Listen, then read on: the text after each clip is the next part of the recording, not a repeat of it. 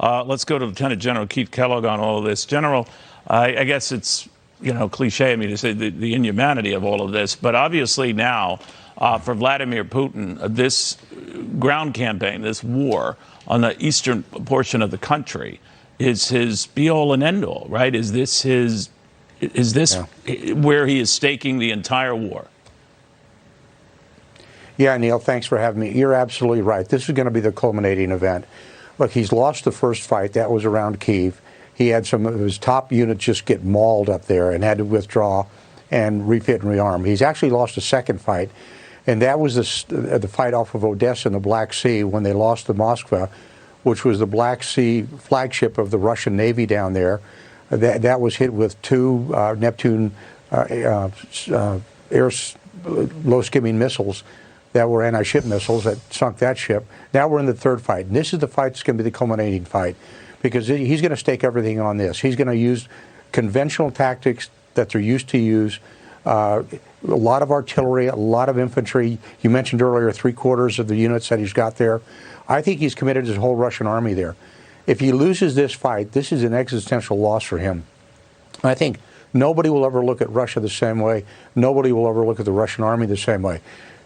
I think Zelensky sees that. My frustration, Neil, is the fact that we should have seen this probably 40 days ago, not 50, and we're on day 55, and given him the weapons to fight this fight. He doesn't really have the right equipment, Zelensky doesn't, to fight this fight effectively. What I mean by that, it's he needs long-range artillery. We just said we give him 18 155mm howitzers. Right. But we should have given him things like the MLRS, the rocket launcher systems, which double the range of the tube artillery. Because this is going to be a conventional fight. If Zelensky can win this one, war's over. What, General, happens if it's neither a win or it's a draw, but it's dragged out? I mean, wouldn't that be to the detriment of Vladimir Putin? He'd have to find some face-saving gesture to pull out, but he has to take something with him, or ownership of the land his troops have already won, and Zelensky's not going to let him do that. Yeah. So where is this going? Yeah, well, where this is going to go, and I think that Putin's hoping for 9 May because that's the victory in Europe day for him. It's kind of a very important date for him. But I don't think Zelensky's going to quit anymore. I think you're back basically into a fight to the death by both parties. And Zelensky's not going to give in, and he shouldn't. And I think we should support that. We should support him with every bit of material that we can, give him artillery and aircraft and anything he needs to have the conventional fight. And then there's an unconventional fight as well. If you look on the maps, he's actually counterattacking in the south, which is important, because I've got a feeling he's trying to cut off the Ukraine, and he's fighting the Donbass and also fighting in the south well.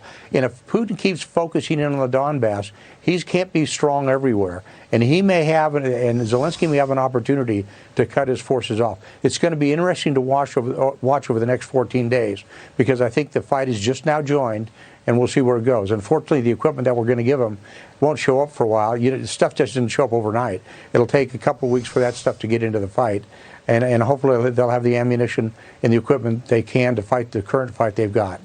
General, we'll watch very, very closely. Thank you very much, and for your service to this country, sir.